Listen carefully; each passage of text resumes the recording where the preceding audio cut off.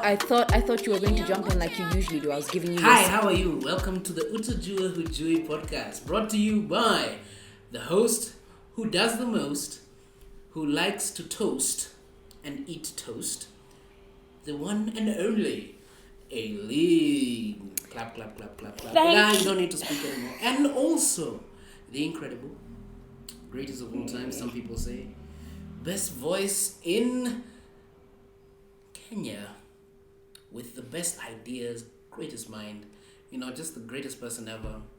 His one and only, His Excellency, some even call him Commander of the Fish and Sea. You're trying to make me sound like Idi Amin, and I reject beast it. Of the I land. reject.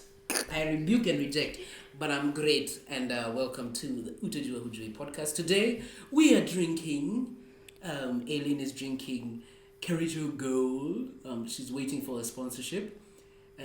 Green mint tea with a purple box. Green tea and mint, and the boxes alternate between blue and purple because the tea bags, not like the bags, but like little packages, alternate between blue and purple. I don't know why they chose those colors. They should. But green tea, which is green, and mint, which is green. It should have been green. It should have been. But green. I think it must be that they already had a green package. No. Like, okay, how do we? So they're lemon. So the green tea and lemon is green and yellow. So that one's already been taken. Green tea and lemon. It's actually quite refreshing. I would imagine if you cooled it down, maybe added a bit of sugar, it would make a nice sweet mixer that you could like dump a bunch of whiskey into. You can't drink tea with sugar.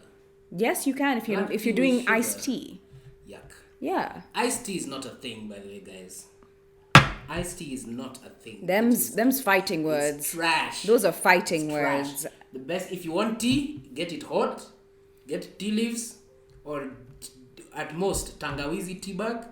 Put it in hot water. If it's with water, put the tea bag with hot water only. If it is with milk, then you're allowed to put a little sugar. Okay. So you see, black water doesn't do well with sugar. It doesn't.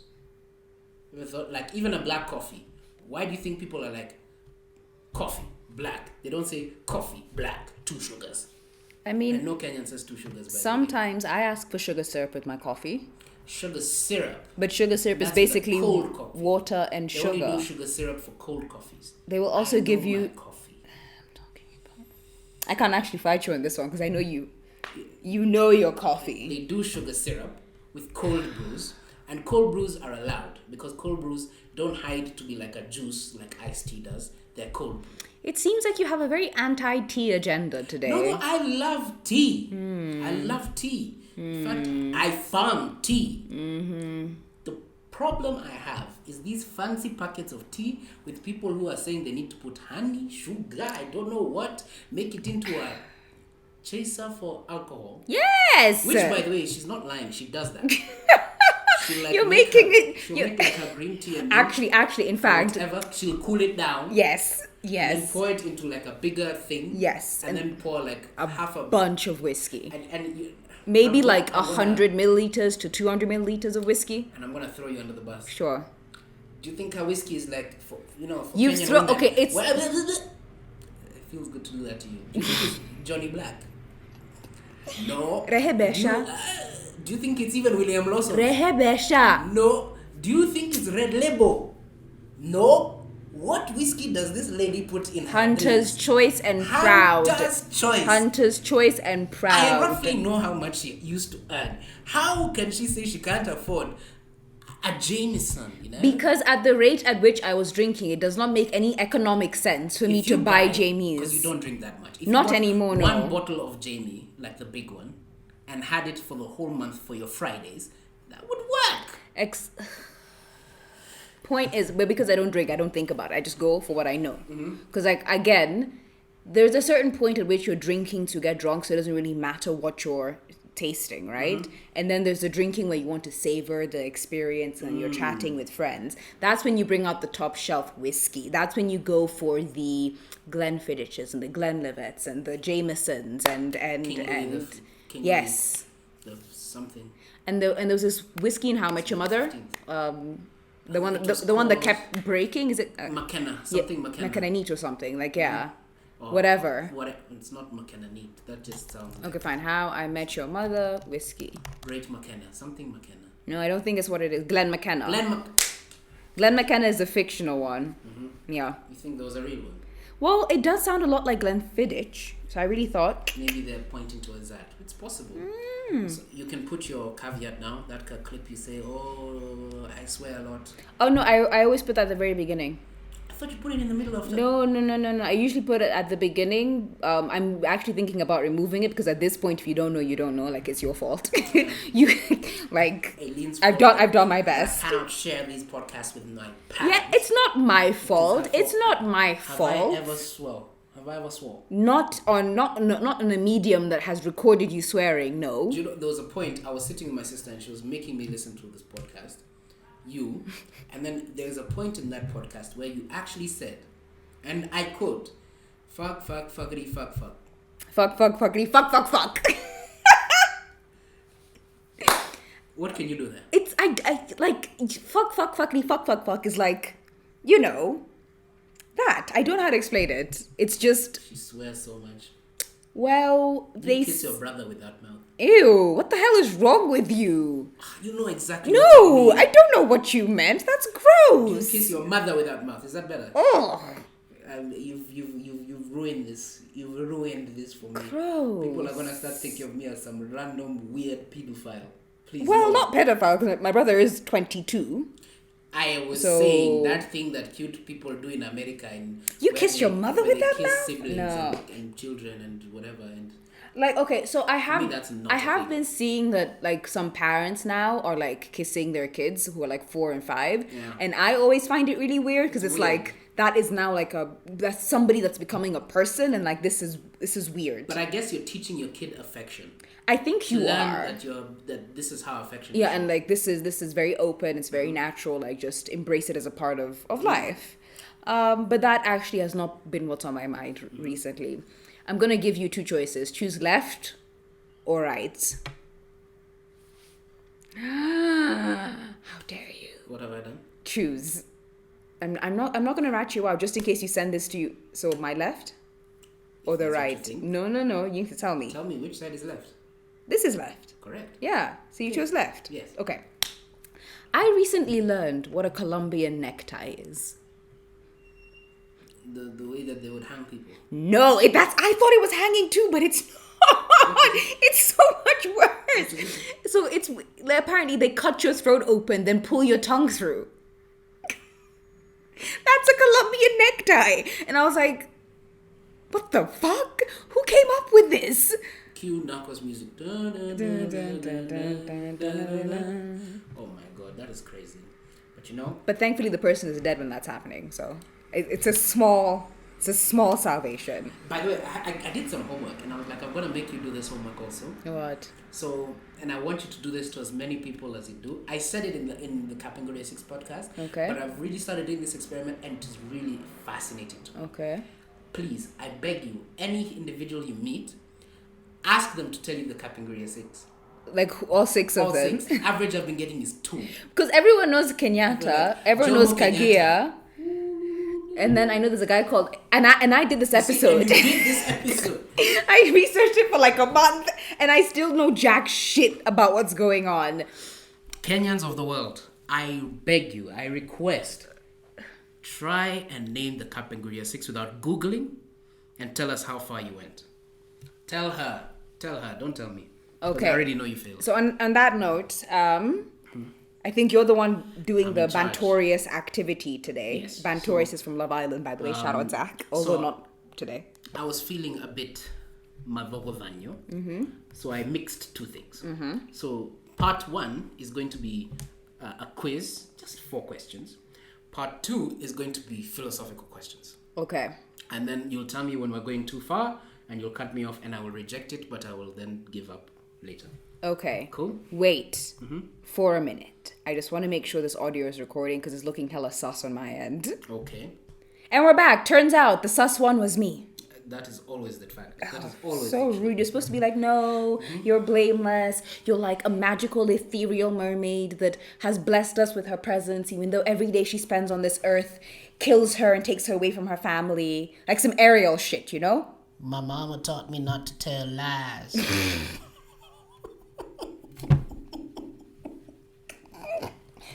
Dumbass shit. Okay, go. Just go. So, of the last... so we're recording this the day before Mando Terror Week. And so, somehow, I don't know why. I think it's totally random. My mind went to Daniel Moi.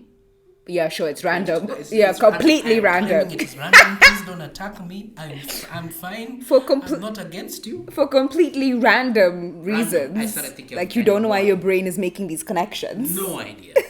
So I was like, okay, there was like a long time ago, before Aileen joined our previous employment, where I actually developed a 4-question quiz on Daniel Arap Moi. Oh, God. And I want to see how well you're going to do. Okay. Okay? Let's Sure. go. Number 1. In 1961, Daniel Moi was appointed as a minister in the transitional government before independence. What was his docket?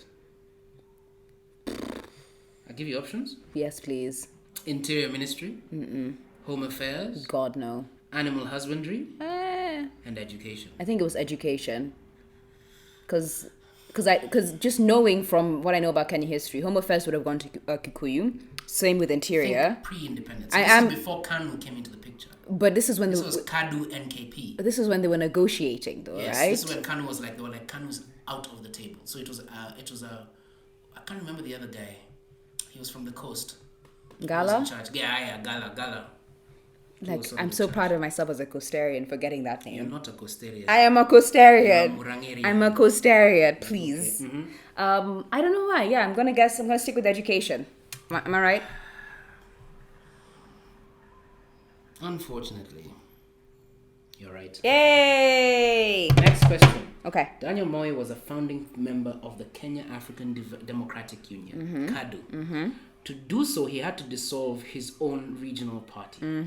What was his regional party called? I don't know. The Kenya People's Union? You have to remember something, which you all said in one of your other podcasts. Yeah. Before the KADU and KANU, they were only allowed to have regional parties. So it's going to reference the name of his place, but I don't know where he's from. Like, I want to say... It can't be Rift Valley because I was too big. No wonder you start doing masters and PhDs and things like that. You're thinking too much. His people were called what? Kalenjins? Exactly. His name was Kalenjin Political Alliance, KPA. That was his party. That seems... I don't know. And then this one. This one is the most interesting for me. What was President Moi's favorite breakfast combination? What was it?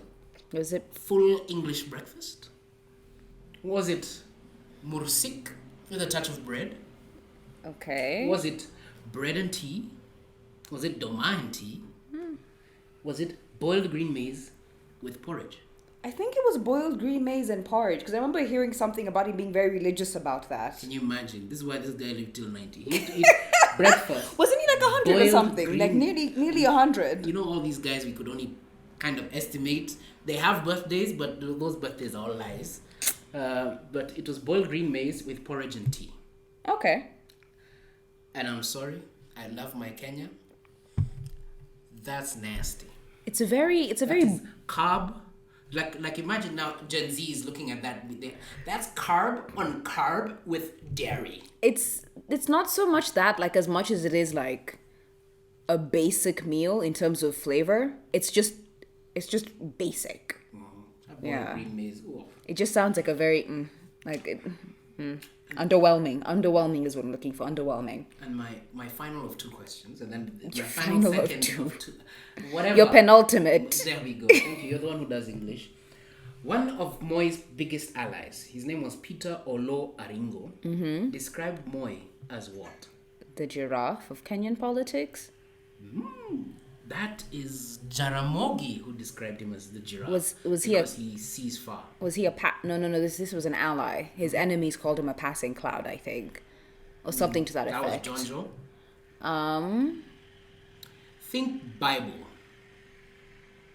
Like what are some of the like descriptive names they would call like Jesus and God? Jesus. Heavenly Father. Wow, that is a bit too far. Son. Elohim, JC. Prince of Peace. Ugh, the irony. That's so gross. Let's call the Prince of Peace. That's so fucking gross. And then finally, before we now go to the philosophical question. Now, what was the colonial name of these prominent leaders? We know I don't have an English name. You like your English name? I do, for the most part. If it wasn't for that you know what, Aileen Wernos? You've been through some things. Let me not add on to that pile. Is. But I will tell you that our children will not have English names. Yeah, your children will not have English names. Anyone I'm interacting with, I'll be like, even if you don't marry me, your children know English names. Or we fight. Let them have like weird African names. That's fun now. Anyway. Jomo Kenyatta. His English name. Why don't I know this? I feel like Johnston? Correct. Mwai Kibaki. Emilio Stanley. Correct. Kwame Nkrumah. I don't know. You let me build up my confidence. He was called Francis. Really? Imagine. Really? Yeah. I don't picture him as a Francis. None of these. Anyways, Googie, and you pictured Kibaki as Emilio Stanley. Well, it's one of those facts that's been burned into your brain. Yeah, but could you picture it like Emilio Stanley? No, he looks more like a George. Maybe like a Christopher. No. You see George. You see like George is it's a strong name. George. Yeah. George Kibaki. His name's Emilio Stanley. Ngugi wa Thiong'o. I don't know. Sorry, Mr. Professor Ngugi. His name was James Ngugi. His name was James. Jaramogi Odinga. What was his first name? He had an English name? Yeah, this is like his Christian name. What is it? And I found it and I laughed for a long time. Obadiah Adonijah. Obadiah what? Obadiah Adonijah. I don't think Adonijah is a... But Obadiah. That was his Obadiah. Obadiah. It reminds me of like, what are those American people who are... The Amish? Yeah, like an Amish person. Your name is Obadiah. Obadiah here. He was just tending to the horses. Jaramogi. Okay. Is there like... Son of Ramogi. Is there any relation between the names that they had as English names and the names they chose... The names that they adopted? Embraced? I know like Jaramogi, it's literally the story of Ramogi. Ramogi is like a Luo folk hero. They're not really sure if he lived or not, but he was like this famous great warrior. And so when Jaramogi was growing up, I think in the 40s, they named him Jaramogi, the son of Ramogi, or he who comes from Ramogi. And so that's how he got his name, Jaramogi. Jomo Kenyatta, I don't remember, something like it was a belt. I can't remember the story, but it was interesting. Ngugi wa Thiong'o, it was just James. These were people from Catholic areas where they had to have probably more than one English name. I'm sure he has another one. Anyone who comes from Limuru, Kiambu area has 2 English names. Nyeri, and Catholics. Catholics also normally have 2 English names. And then now the other 2, Musalia Mudavadi. What's his name? Harry. Oh, Henry, sorry. Henry. His name is Wycliffe. Don't know if that's English, but that's his name. Wycliffe Musalia Mudavadi. And finally, one of my favorite politicians, Anyang' Nyong'o. Oh, what's his English name? Peter. You know what? I knew that. I knew that. And by the way, people don't give Anyang' Nyong'o enough credit. He needs all the credit. The guy was leading in Vision 2030. He did so many things, so many great things. Like, he's a great mind. He's a fantastic... He's one of those people who, I think for better or worse, will never become president. For, I think for his own personal reasons. I don't think... He doesn't seem like he aspires to that right now. Yeah. As in terms of like being the head of the opposition. But I also think that we as a nation would benefit potentially from having a man like him. I think wielding that type of influence. I trust him. So many sort of like untold heroes or great minds from the 90s and the 2000s that were politicians that we've sort of just forgotten how big they were. People like Anyang' Nyong'o, James Orengo. Oh my goodness. You know what they were called? Like him and their group, the Backbenchers. I think it was John Joe who called them the Seven Bearded Sisters. So even Fifth Estate, where you hear about the Bearded Sisters, it's because of people like Orengo, Anyang' Nyong'o. They were noisemakers who were very clever. Okay. So people like Anyang' Nyong'o, then you have the Mishukis, there's some great people who've done great things in terms of Kenyan history that don't get the credit they deserve. Like one day someone should just do like history things on them, like Kenya's unknown heroes, and just talk about how much they changed. Maybe one day I could. We never know. Another one is not Kithure Kindiki, but his name starts with a K. Former Makueni governor. Makueni governor? Like everyone loved him. Okay, hang on. Makueni governor. He lost, like, I think he was running for senator or something this time. Kilonzo? Former. Okay. How is that losing my mind? Peter Kilu? Professor Kivutha Kibwana? Kivutha Kibwana. He was big for like the Kenyan law, the history of Kenyan law. He was major. He retired from elective politics. Okay. Also people like Mwite, who we just see on like presidential ballots. Those are guys who've like done great things. So part one done. Oh wait, because we've been bantering for like 21 minutes, and I feel like if we ask these questions, we'll banter for another 20, and I don't want that to be the episode. Not today anyway. But you can ask me those questions at the end. Yes. I'm gonna make you rush through this so fast. Well, good for you. The script is only 6 pages. Guess how many words? If it's 6 pages, 2,100. 3,063 words. Oh my God, how did that fit in 6 pages? Oh, I mean...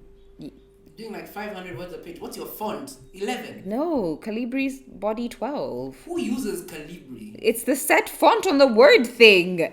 Calibri is the most ugly font. How dare you? You know the best font? Garamond. And then there's one that Google Docs have done on Garamond called EB Garamond. That is the best. I am a Calibri girl myself. That's nasty. That's I'm a terrible. Calibri girl. Move to like Arial. Get some personality. But Arial? Be like at least like all Kenyan or Times New Roman. Times New Roman. Or Tahoma. Or if you're Gava, Tahoma. You know, have some personality. Don't just do Calibri. No, because like you're not thinking about it, are you? Anyway, so change it every time. So, ready to get this episode started?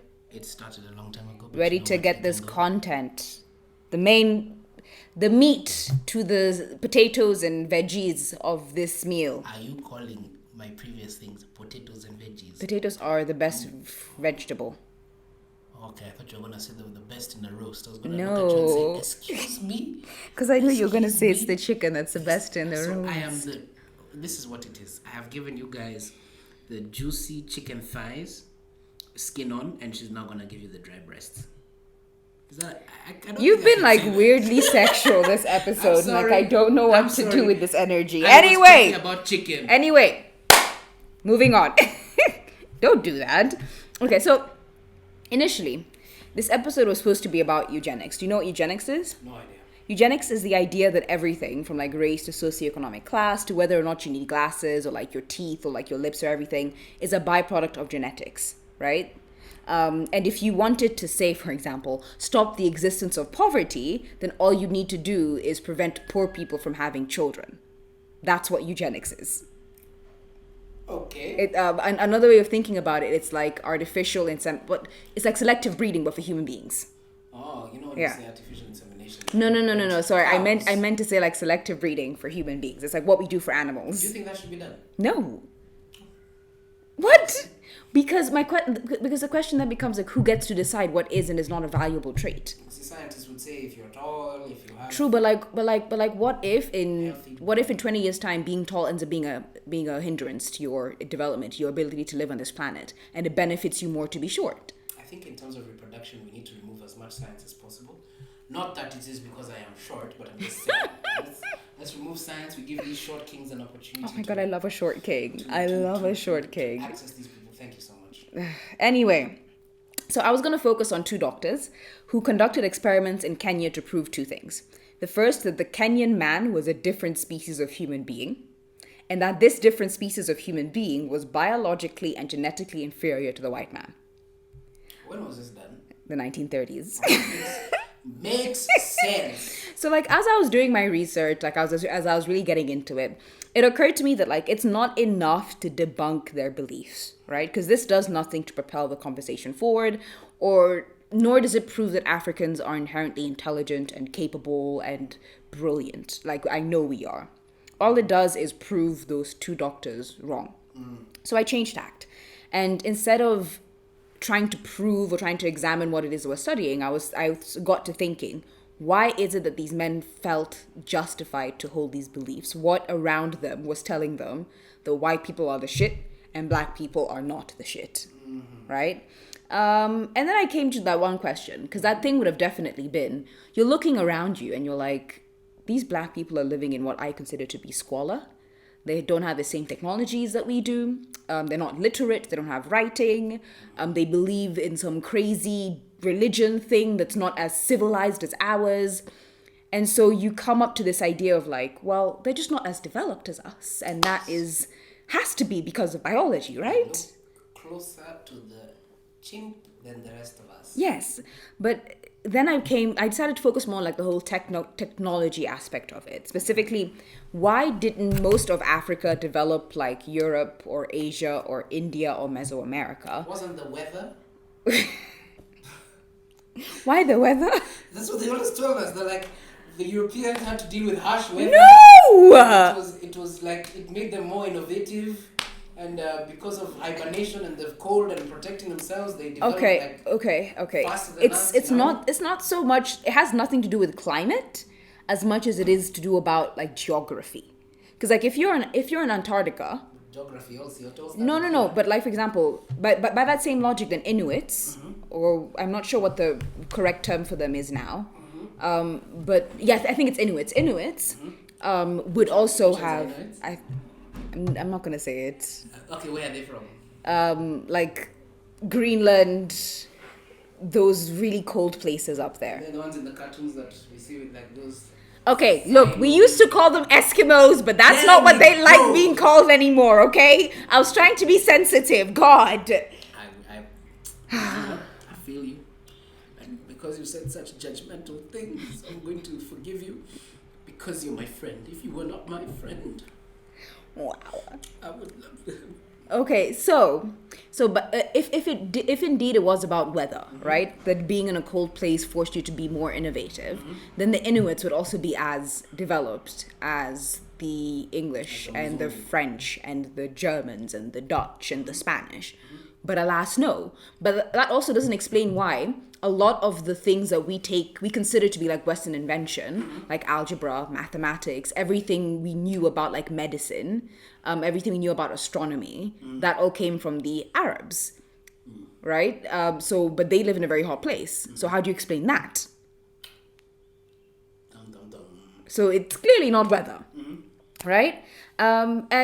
But the question, like as I was asking that question, I kept going back to the question of like, why is it that we didn't develop like the rest of the world? So you're confirming that the rest of the world was more developed than the African? That's not what I'm trying to say. Is that what you're trying to say? No, not at all. In fact, I'm just querying, why is it that, for example, the Agekouyu, at least our understanding of what writing is not what was imported to us through colonialism. We didn't have gunpowder. We did not come up with like paper money. We did not come up with like all these things that helped propel their civilizations. I know you don't like me taking you on tangents, but wouldn't it have been an interesting situation if like the Mzungu came to colonize Africa and then realized these guys have guns?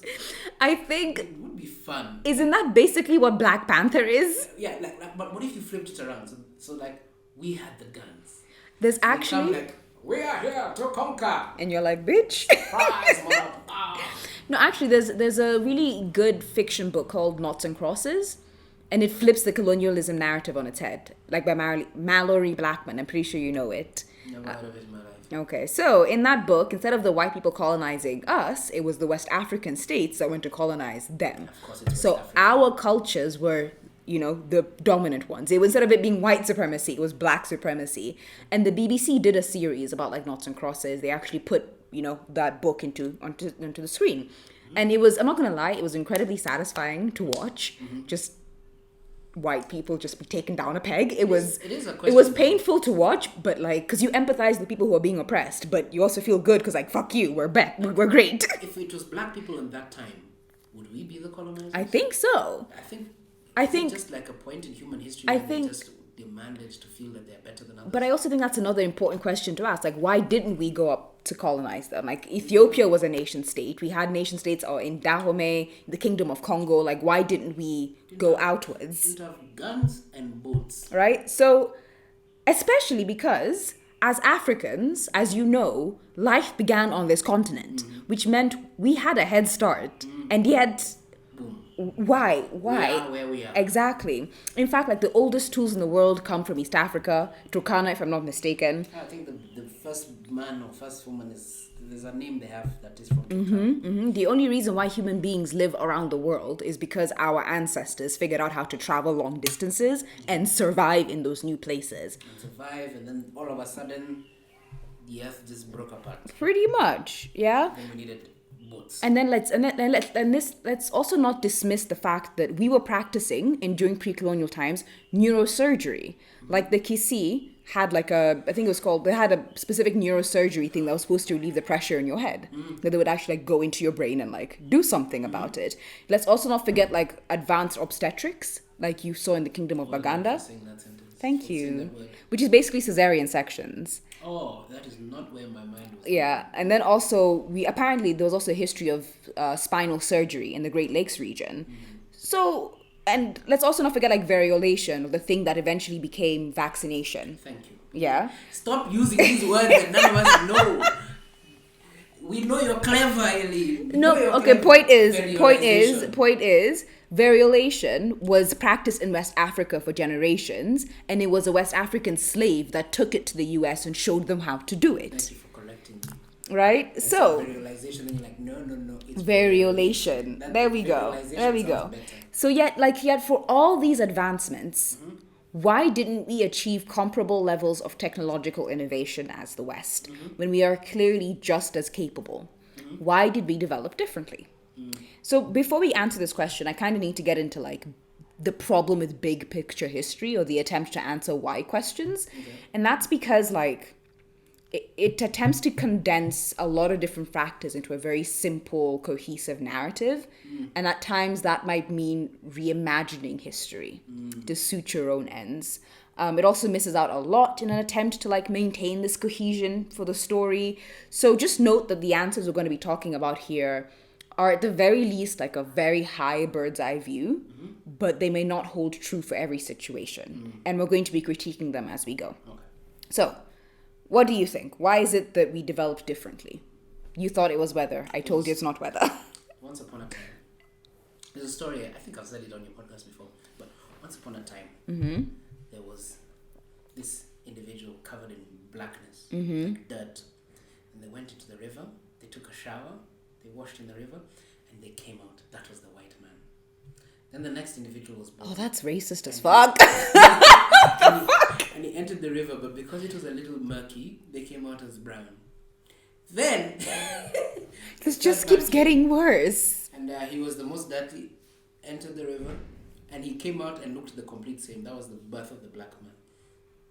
Those are stories that colonial people would give, like baby stories about how, we're different. Why are we different? Yeah, it was about taking baths in a dirty river.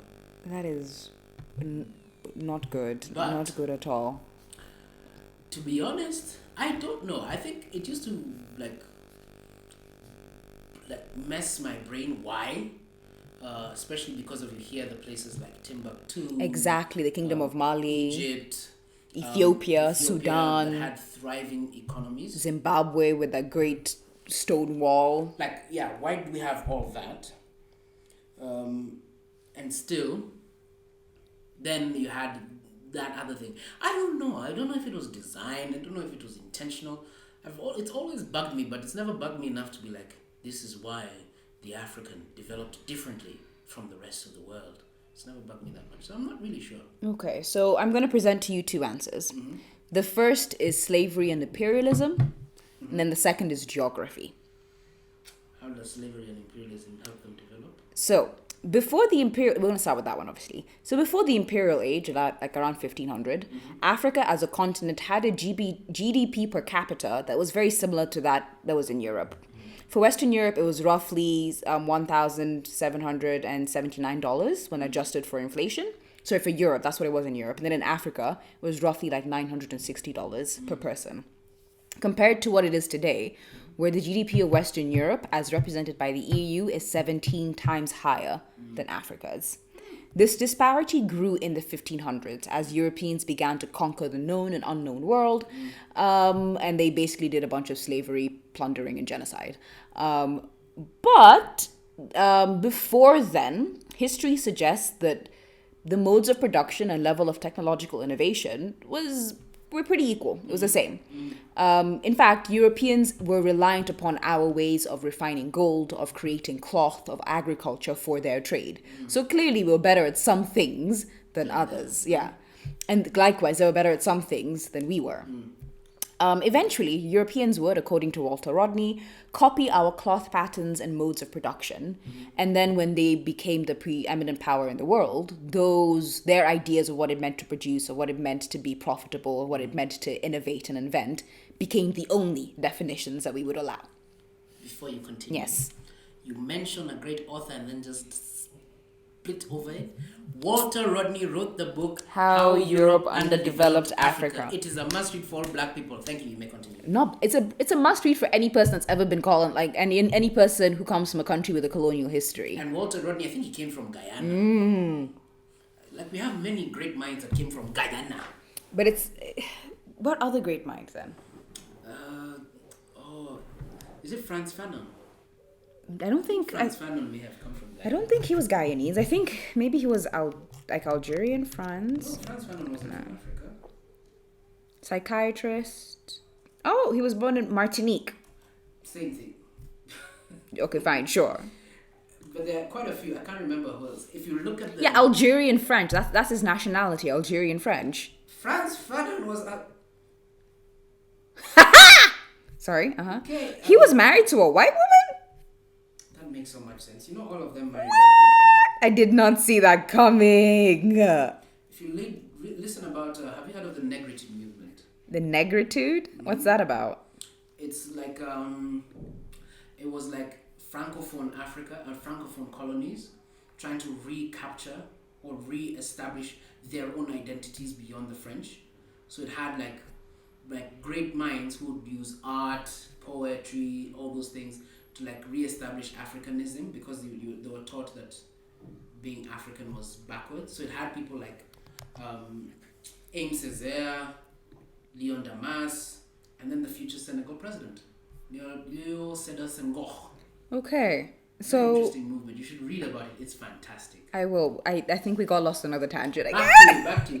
It's all her fault. It's not my fault. You were the one that was telling me about Guyanese intellectuals. You're the one who took it beyond me. Anyway, Developed Africa. So in this book, Rodney explains the reasons why, even as the world grew more connected in the 1500s and the Europeans began trading in earnest with Africa, we were still quote unquote left behind. And that's because even when Africans recognize that, hey, the shit you brought is actually pretty peak, and I kind of want to learn how you did that so that we could replicate it, Europeans left us on red. In 1520, the Ethiopians asked the Portuguese, hey, like, we really like your guns, your cloths, like your books, like you guys have come up with some amazing shit. We want to learn how to do it. Like, please teach us. And the Portuguese were like, you number who this? Crickets. I'm sorry, I lost your message. It fell in the middle of the ocean on the way here. Size. And they just ignored him time and time again. And as a result of like not only taking away our resources, but also denying us the knowledge to exploit them ourselves. By the 1800s, or the scramble for Africa, Europe's GDP per capita was 3 times that of Africa's. Meanwhile, Africa's GDP had stagnated. How do they measure GDP then? The economists are very smart when they want to be, so I've been told. As Walter Rodney argues, and I quote, "Throughout the 17th and 18th centuries, and for most of the 19th century, the exploitation of Africa and African labor continued to be a source for the accumulation of capital to be reinvested in Western Europe." So that's theory number one, the idea that like slavery and imperialism took some things from us that prevented our ability to innovate. And while it explains the underdevelopment of the continent as a whole, it doesn't explain why different communities, civilizations, and peoples within Africa developed or had technological innovation at different rates. Compare, for example, the Baganda and the Agekuyu, or the Ethiopians and the Maasai, or the Kingdom of Mali or Dahomey and the hunter-gatherers of the Kalahari Desert. Why is it that even within this continent, there is such variation? Difference. Yeah. Because like European and imperialism and general fuckery might explain why Africa is left behind today, but doesn't explain like the differences inside. So to answer this question, we're going to look at a book called Guns, Germs, and Steel by Jared Diamond. Who brought the germs? Who brought the germs? So he attempts to explore this question. Yeah, his actual name is Diamond, Jared Diamond. And the question he attempts to answer in this 400-ish page book is, and I quote, "Why is it that you white people developed so much cargo, i.e. shit, and brought it to New Guinea, but we black people had so little cargo of our own?" For Diamond, the answer is very simple. We didn't need to develop the same technologies because the conditions we found ourselves in allowed us to do which is the bare essence of human life, which is to procreate. Right? We had enough around us. We had developed enough around us to be able to procreate sustainably, to be able to keep going in terms of civilizational growth. And therefore, for Diamond, it's not so much about like this idea of like inherent intelligence or capabilities, but rather it's about the environment. So here's the basic summary of the argument. If you lived in a place that allowed you to grow enough food to grow your population, then you'd have more people to invent and nurture technological devices. This would happen because as you specialized in food production and you got better and better at producing more food with less and less energy, you could then afford to have people not involved in constantly figuring out how to survive. Right? Those extra people could then dedicate their time to like the arts, to government, to being lawyers, to being traders, to being merchants, to being to refining minerals and figuring out ways to exploit this wealth. They could also critically turn their attention towards being warriors. Okay. So now you have the birth of a warrior class because you've produced enough food to not only spare the labor, but also to feed this standing class of people who cannot go out to the fields and work. Now, this labor specialization will eventually allow you to acquire new technologies through not only innovation, but also through trade, like how gunpowder, paper money, and writing moved from east to west. Okay? And also, if you're producing a lot of food, you're no longer looking for it from place to place, which means that you're no longer like a nomad and you kind of settle. And once you stayed in one place, you got a lot better at fighting the diseases associated with that place, which meant you're living longer lives. And then as fewer people died, you then also have more people dedicated towards technological innovation and food production. Eventually, all of this would snowball to the 16th century, when Europe attempted to conquer a piece of the East themselves and instead discovered the Americas. There, their superior food production, which allowed for technological innovation, a class of warriors, and diseases and immunity to diseases like smallpox and measles, met people who did not have these advantages. And this allowed them to colonize the Mesoamericans, the Indigenous Americans, the First Nation tribes, the people of Southeast Asia, and then eventually us. Basically, we give them maize, they give us Smallpox. Pretty much. Which was- So for Diamond, again, it's not about intelligence or resourcefulness. It is literally about geography. You get what you get and you figure it out. In the introduction, he says, and I quote, "History followed different courses for different peoples because of differences among people's environments, not because of biological differences among peoples themselves." Diamond, that is a sharp argument. See what I did there? I did. Because diamond is the sharpest thing. I'm very appreciative. Yes, that was a good pun. The pun was hard to break. Actually, that was good. That's very good, actually. Okay, so what do you think about his theory? Does it making sense? Are you sensing I don't know potential if you're gonna correct me, holes? but he makes perfect sense, I think. That the environment leads to the need for advancement. The need for advancement then leads to technological innovation, and then you go from there. So if you learn that the land is fertile and you don't need to look for your meat, and you learn that for your food, and you learn that you can plant, then you learn how to plant more and how to grow more, then how to plant more efficiently, and then you progress like that. Yeah. I think it makes perfect sense. And then of course he speaks about how the Muzungus brought germs. When Exactly. they came to conquer, they were like, whoo, like the whole idea of Thanksgiving, isn't it? It's like a very dark thing. It's so dark. It's basically the Native Americans helped the white people not die. So they learned corn. Yeah, like they learned how to survive in that new environment. They taught them how to fish, how to get food, how to build shelter, how to survive in the new world. And then they turned around and killed them all. Yeah. So what are you celebrating, Some really? intentionally, some unintentionally. They did, like, wasn't there a whole thing where they would actually, like, put smallpox on, like, blankets they would give them? I'm not sure if that's... I what the story was. think that definitely happened because germ warfare has always been a part of warfare. There are even stories in like the 12th century of the Mongols throwing people, like diseased bodies, into cities they were trying to seize and just hoping for the best. Oh my god. Specifically like plague-ridden bodies. I think it's not the not the 12th century, the 1200s. So the Mongols are fun. Human beings, man. So, Human beings. We're such animals. and so in this thing about geography, right? Like the reason why it developed in the, for want of a better word, it developed in the West, ideally, as we like to remember it, is because it was just easier for it to develop there. Like think about all the cradles of civilization, where they are. Egypt, where the Nile is, the Fertile Crescent, which is the like Syria, Iran, Iraq, Israel, Palestine, which is where the Euphrates River and the other rivers are named in the Bible are. And then you have China, where the Yangtze River is. And that was also one of the first civilizations.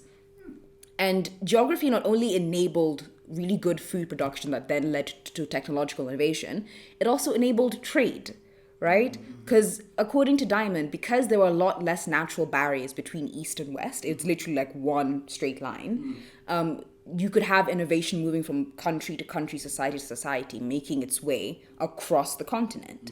Meanwhile, for Africa, because it's north-south, and you're dealing with specifically the Sahara Desert, which you cannot pass without a camel. Like, you will die if you try. And we didn't have any ships to go around. So unless you were on the Nile, which Ethiopia was, and Sudan was, which explains why they have a lot of, like, rich history behind everything that they've done, you're kind of fucked. There was no like route of trade. There was none whatsoever. Route of learning. What you call it? Right, yeah, like none whatsoever. So now, and I think that's why these modes and innovations didn't spread far and wide. For example, horses reached Egypt around 1800 BC, but could not cross the Sahara for thousands of years. Really?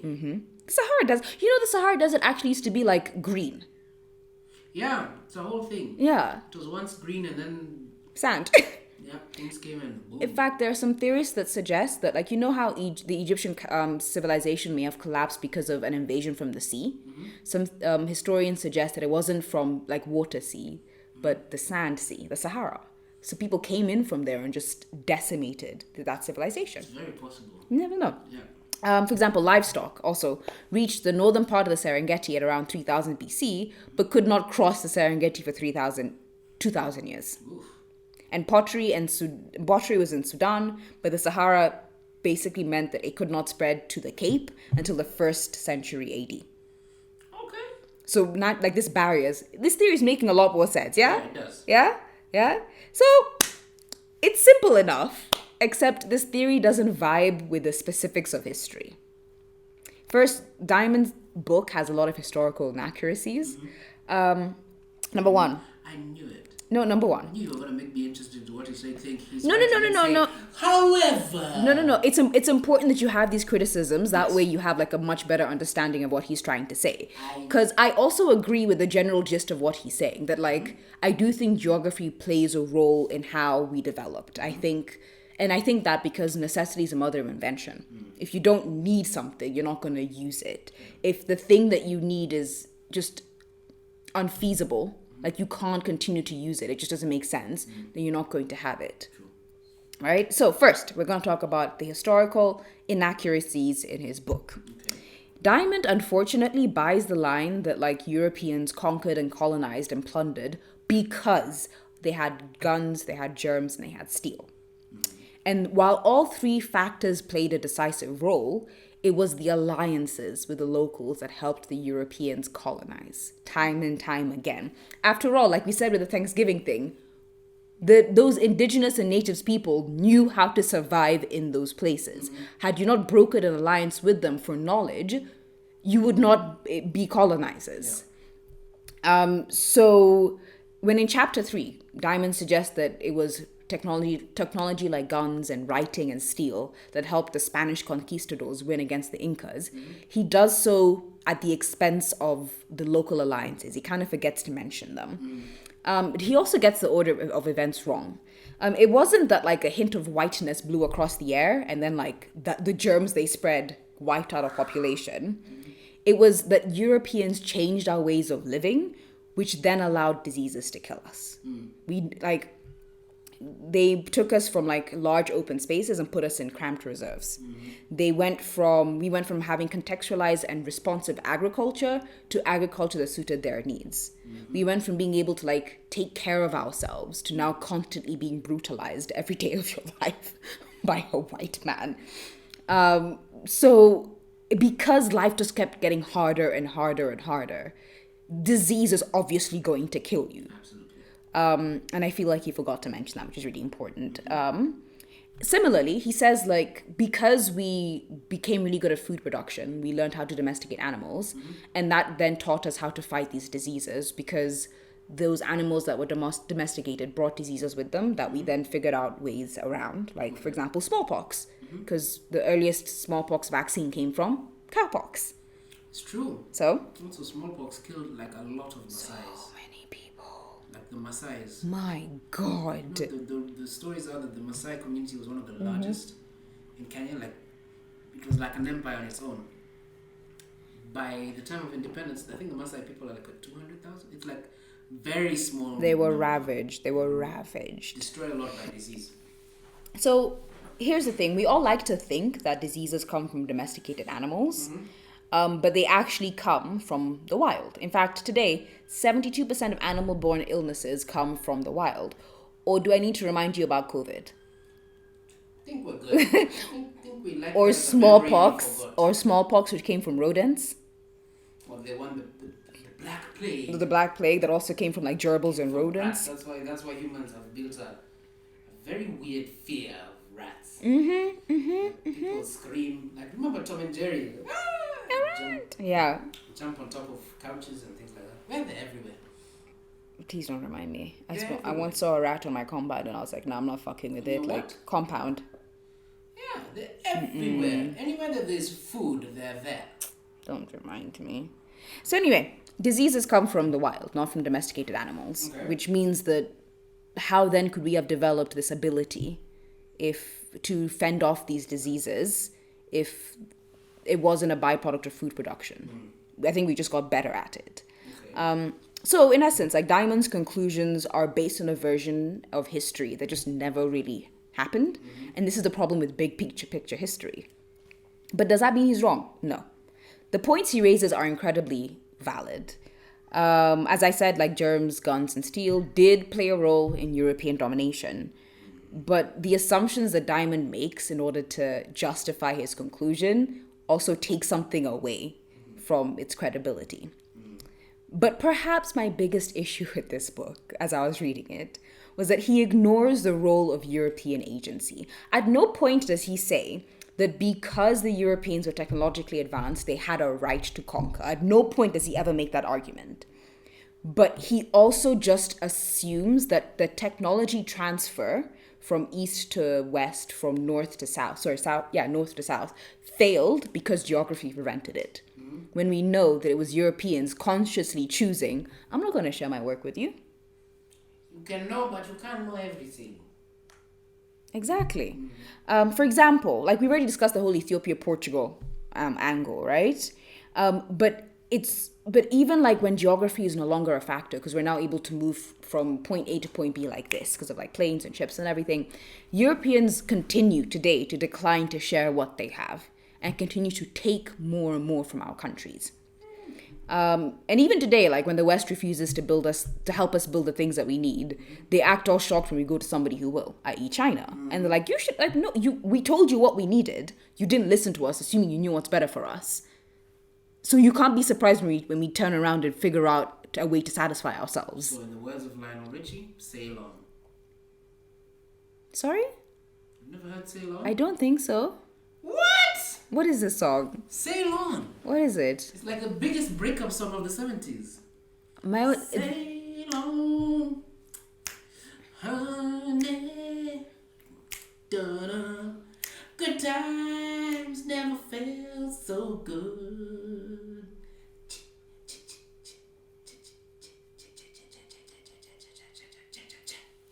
Okay, I think I only know 2 Lionel Richie songs. Mm-hmm. The first is All Night Long, All Night. And then the second one is, okay, I feel like There are some you must know. They're not even Which a one discussion. is it? Which one is it? You know 3. You know 3. Hang on, Lionel. No, don't even Google. You know No, 3. I need to. You know I 3. need to. This is the one you know. Let me tell you. Hello. It's hello. Why could you let me say it? You know another one. Say you, say me. You know another one. I know obviously We Are the World. That one I know. Yeah, he sang in it apparently. That's not the one I was saying. Easy. Is it Endless Love? I think I know Endless Love. Yeah, with Diana Ross. I know Endless Love. You know Easy. How do I know Easy? Because I'm easy. I'm easy like Sunday morning. You know, the Commodores had a song like Night Shift where they sang for, this is when he left, because you know every great person has to leave their boy band. They left the Commodores and then they did a song for Marvin Gaye and Jackie something called Marvin. It's called Night Shift. As in, come on, you need to know your 70s music. I mean, my 70s music is basically limited to like the Jackson 5 and then early Michael Jackson. Maybe some Diana Ross, Marvin Gaye, Aretha Franklin, maybe. The Bee Gees. Staying. I think ABBA as well come from the 70s. But the Bee Gees not just staying alive. I think that's it. Maybe a couple of 70s country songs. Like I feel like Country Road must have been from the 70s. John Denver.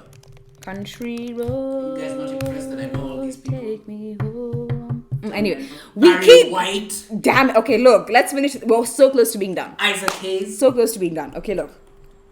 Some academic break to the minds of people who are like sizzling like bacon. Look, the point is like Diamond kind of ignores or overlooks the role that Europeans themselves played, the roles they decided that they intentionally did. Yes. Cover. My second issue then is something that you raised at the very beginning of this episode, which is that he presupposes that the things we came up with weren't good enough. Like he's using European inventions as the benchmark upon which we evaluate our own inventions and capacities and capabilities. The whole problem with like the modern world is that, don't you think? It is. Everything about what we conceive as modern was sort of brought to us. It's changing now, but why do we wear suits to work? I was having the same conversation in my mind. It makes no sense that in Kenya people wear suits. Why were our mothers forced to wear perm their hair and tie it back with a hair tie when clearly African hair wasn't supposed to be that way? Why were we told to have English names? Like everything that we consider civil today is based on a European standard of civilization. Yes. So, but there was so much more. There was Eastern civilization. There were so many things Africans brought and then were destroyed, and then they came back. Things like that. So that just takes us back to the question that we had at the very beginning. Why didn't most of Africa develop like Europe or Asia or the Mesoamerica or India? Even internally, why did we have different rates of technological innovation? Why did we seemingly like stop at our ability to make iron, and we didn't like turn that into swords, and all this fun stuff like the Europeans came up with? What do you think before I give my answer? Because we're on the last page, literally like the last 2 paragraphs. Well done. What do I think about? I think my answer remains the same. I think the world is born to know answers, but some things it's a series of events that lead to a living that is just so complicated. I don't think that you can say one thing pinpointed. First and foremost, to say that most of what we lived through was underdevelopment, I think was. My hand gestures answers that question. But why there is more than one. I really agree with Neil Diamond. Jared Diamond,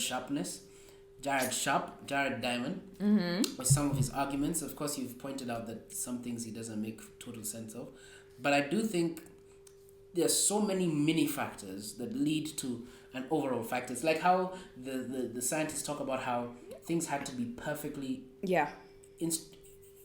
put together to create the Big Bang. Yes. So I think it's so many small things that, and colonize. I think human beings were born to conquer.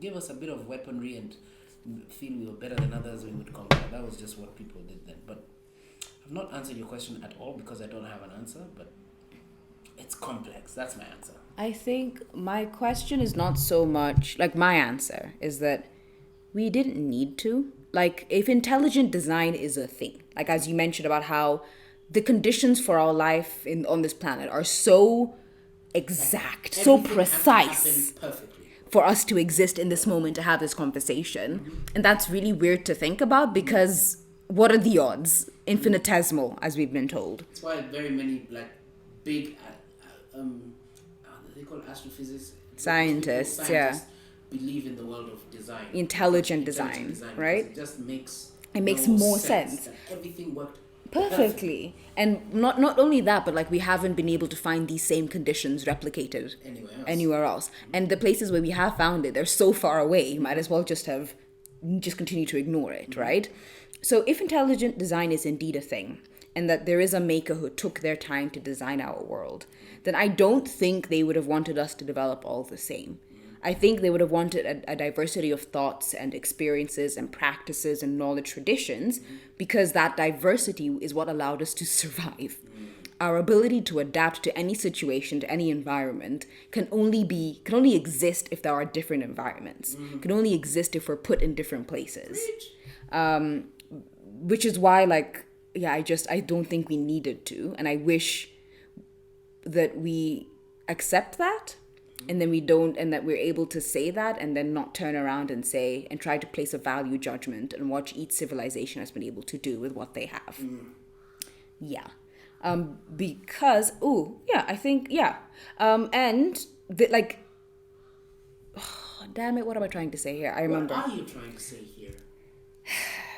What I'm trying to say here as well is that this knowledge is also that idea of we needed to develop differently in order to survive in general, I think is coming back right now. Because you even shared this article with me about how a 10,000-year-old Ethiopian agricultural practice is now making its way back into Ethiopia and back around the world. I shared that? Yeah. Oh, cool. Because we have so thoroughly fucked up our agricultural systems that we need not new ideas, we need old ones. Old ideas, because they were sustainable. Exactly, they were sustainable. But then the Europeans came and decided, no. I'm gonna need everything you have here. Thank you. The best thing and worst thing for our population was how advanced we have become in farming. Like, it's We're incredible such good because farmers. It helped us reproduce at like a mass rate. But then think of what we have done to the environment as farmers. At one point, the soil stopped giving us food. What did we do? We developed fertilizers. Then they started getting diseases that we probably brought. We developed pesticides. And we keep increasing and increasing. Now Europe is going to the point where they're rejecting pesticides and all those things. But that's like what farming, look at Brazil, as in commercial farming, is decimating the Amazon forest, which people are thinking is now, which is one of the things, you know, like apparently there's some things that are for all mankind. Yes. And people believe the Amazon is for the all Amazon, mankind. like the Great Barrier Reef, some would say, like a couple of heritage sites in Kenya are for all mankind. A couple of heritage sites. There's like the bottom The Mariana of the ocean, Trench, which is considered for all mankind, space for all mankind. the Antarctica, the North and South Pole. Those are things that are not supposed to have one person, one group of people make decisions over. But look at how The Nile, I Amazon think. under Jair Bolsonaro, like, was complete. Like, people were breaking thousands of acres per day. Was it millions? No, I think it was of just logging and farming and livestock cultivation. Because guess what? That's what we've been taught. You want to feed your population, you have acres of land that they are fertile Just land, use it. because the Amazon is untouched as much. So I think food is very interesting. Like, food has been our greatest achievement as human beings and our greatest weakness. We've also developed extremely unhealthy foods, which some of us are addicted to. Like, it's Oh my god, yeah, sugar is amazing. sugar, fried chicken. Like anything that's fried, anything with that much fat. I wonder who found that out. Who's like, if you put oil, heat it to a certain temperature, and then pour food into it, it comes out as this amazing thing that human beings, by the way, forget air fryers, human beings have never been able to replicate in a healthy manner. Yeah. We try air fryers, which they're okay, they're crispy. But it's they not just the don't same. taste It's not the same. The flavor is off. Try oven, still doesn't work. It's not the same. You need mahuta. Oil, and then unhealthy oil. Unless you're like McDonald's with beef tallow. Oh. Okay. Imagine their fries were never vegetarian.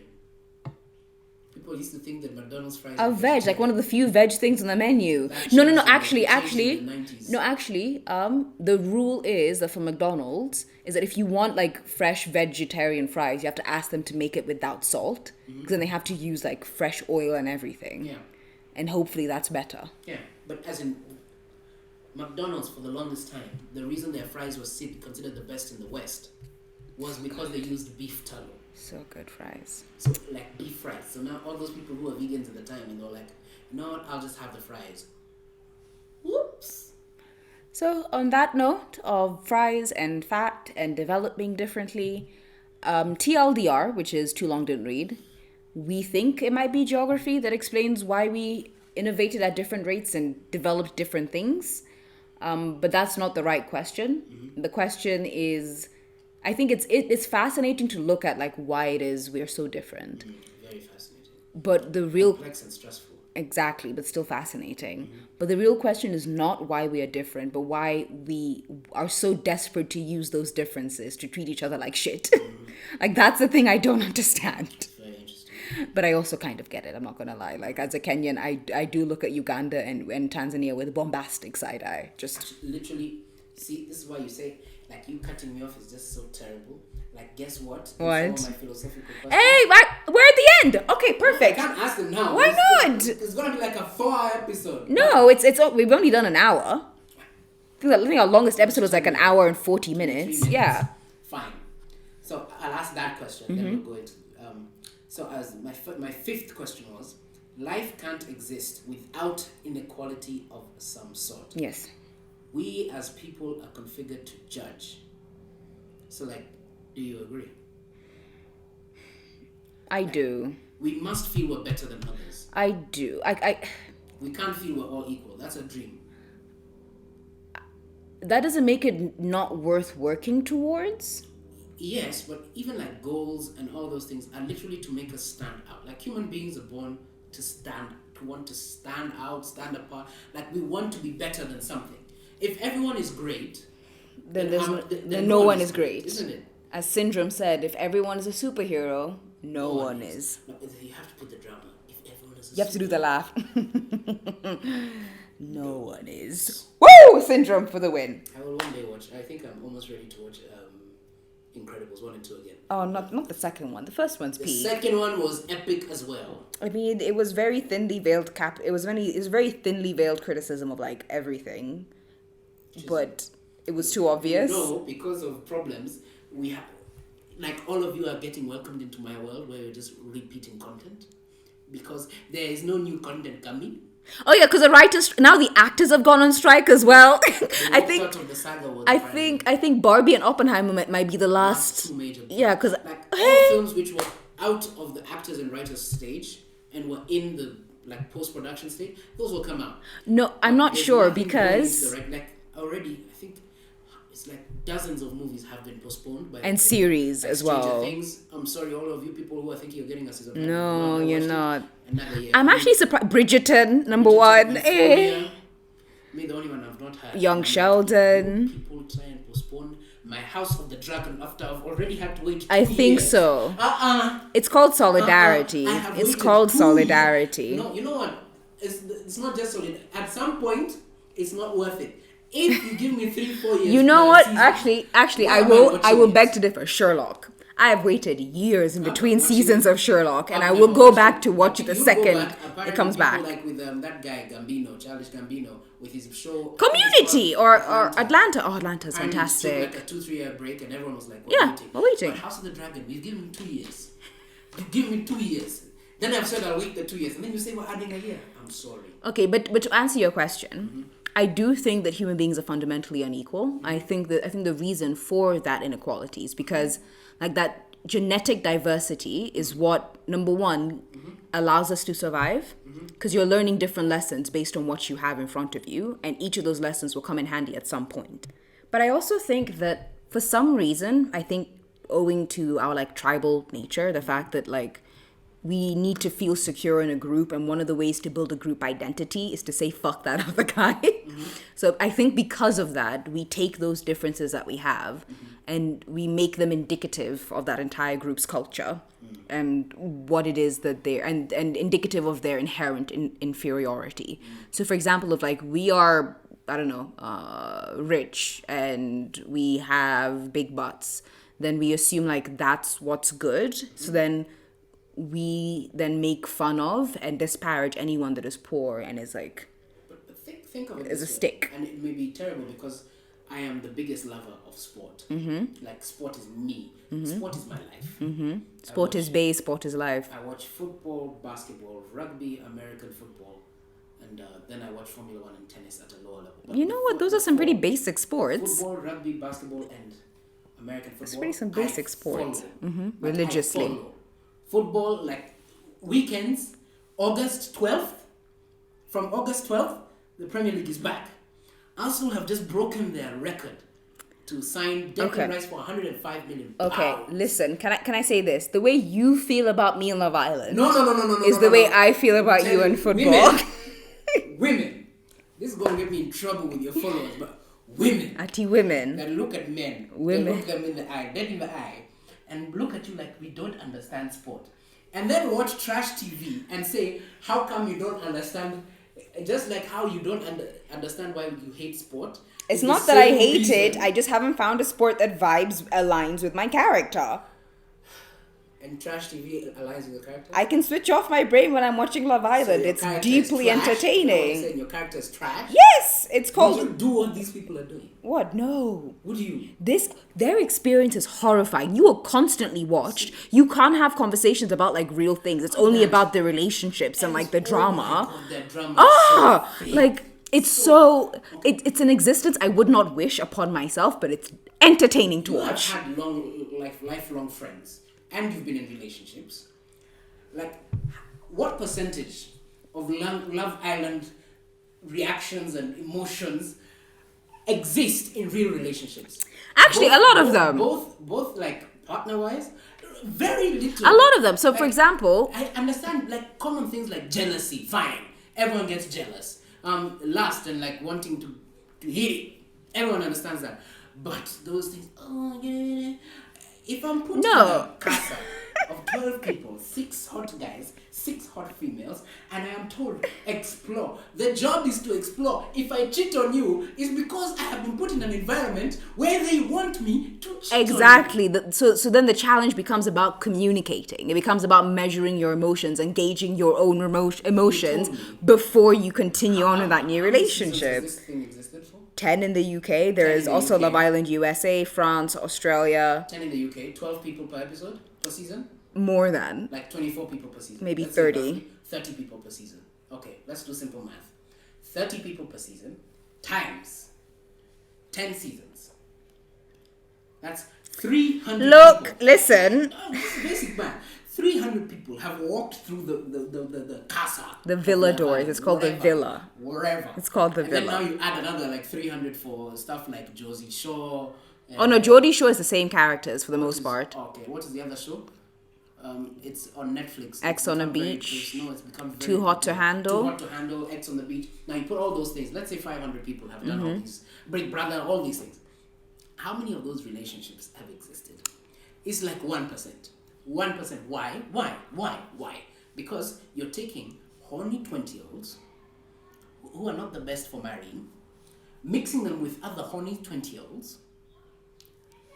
You're putting them in an environment where they're the hottest of the hot people in the world that you're putting together.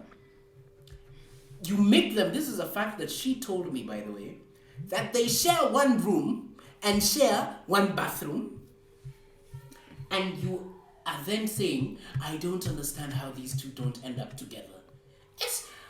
How many No. relationships- I understand how some of them don't end up together. Like, I get it. Majority of them. Like, I not get some, it. Say majority. Say Okay, the fine. I majority. understand that a majority of them don't get together. Mainly because, like, life... Okay, so in the villa... This is a tangent. I'm so sorry. Just But, saying like... I'm offended that Listen, you're comparing listen, sports to but trash TV. I'm comparing it in the sense of like your level of dedication, devotion to not only the thing that you're watching, but also the community that has surrounded Why that I thing. like my sport is because I feel I could play it. Like I feel I can go outside, call Aileen and a few other buddies. And the we reason- can think about the game. Can I call you? Let me ask you, can I call you and a few of your friends and a few friends? We come into my 2-bedroom apartment since all we need is one room really. That's gross. Apparently. And then we do a Love Island. Okay. The thing with Love Island is you're not going to emulate the stuff that, like, the actual things they do in there. Although some of the games look like fun. Some of the games for drinking. No. I was thinking about like Snog, Marry, Pie. Like where you're given 3 people, you have to decide if you're going to kiss them, marry them, or shove a pie in their face. That looks like fun. I would only do that if I'm intoxicated. But like with Love Island, it's not that you want to replicate what you're seeing on television as much as it is like you see the patterns in your own relationships anyway. You see the lack of communication. You see your own attachment issues reflected on TV. You see a lot of the things that you can't name and you're not aware you're doing, and then you're like, oh, I'm identifying hard with this character. I get why, right? It's very interesting. But moving on, I will never understand Love Island. you should watch Love is Blind. Love is Blind is good, Love or Island. The Ultimatum, Keep the Up queer with the edition. Kardashians, Ooh, it's so good. The Real Housewives, all that trash TV. I don't get it. There is one show I watched one season and I finished. Which is Too Hot to Handle. really the first season. Yeah, I found it so stupid, especially with Francesca and Harry. Ugh. I went there for the express thing of one thing. What To you look want to? at pretty women. Oh, That's- really? that's all I care You about. didn't want to see which of the horny singletons would crack first? Because that was the point. Oh yeah, it was that they couldn't sleep together. No, it's not They just couldn't do anything. I was like, hey, no. Even some of those rules, I was like, no. That one got me for a little bit, but all the others, I'm just saying, sports. There's a reason that men are into sports. Anyway, yeah, there's a reason why men are into sports, as you were so sexistly saying. There's a reason. It's just about conquering. It's about the warriorness, feeling better than others, like being together in defeat. But it's all about victory, isn't it? Yeah. But anyway, we've been talking, we've been chatting. Somebody wants to play NBA. Knowing 2K23? No, it's because someone else has a meeting. Please, My do not meeting? do not throw me under the bus, okay? Do not throw me under the bus. I love my PS, but I'm playing it because you have a 30-minute meeting and then you've made me stay in my house waiting for you so that we can watch a movie. That's it. But anyways, now that we have reached the end of Utajua Holy shit, the hujui. graphics are actually pretty decent. Episode, What the I don't know fuck? if this is episode 160, whatever episode Imagine, this is. we haven't even gotten to 50 episodes. This is 49. Okay. For 2 years of podcasting, 49 episodes. Episode 49. We will close with the ending of the cow and chicken ending. You know how it ends? 3, 2, 1, and.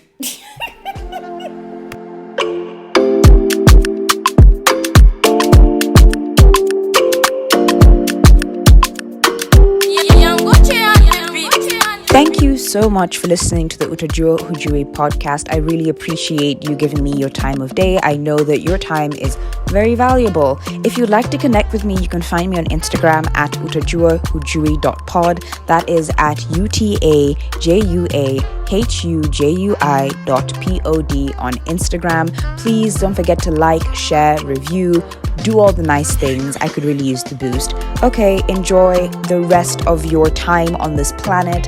Goodbye.